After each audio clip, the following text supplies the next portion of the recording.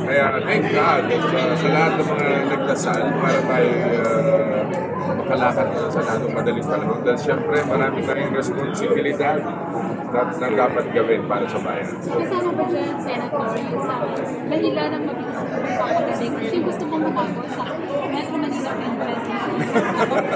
Yun ang gusto ko. Kaya ako napilay dahil dyan. Dahil sasali dapat ako for Metro Manila Film Fest, yung alias Pogi Core. Kaso nga hindi kakayanin. Kaya ang gagawin ko na lang ay mapapanood ko na lang ako sa telebisyon. Mas magaang-gaang. Baka yung Tolome, yung walang matigas na pulis na pangatlong ano na, pang season 3 na. At si Congressman Manlani, during the time na nagpapagaling si Senator, yung support mo talaga na Siya yung nagpapaligo sa akin para akong baby. Yeah.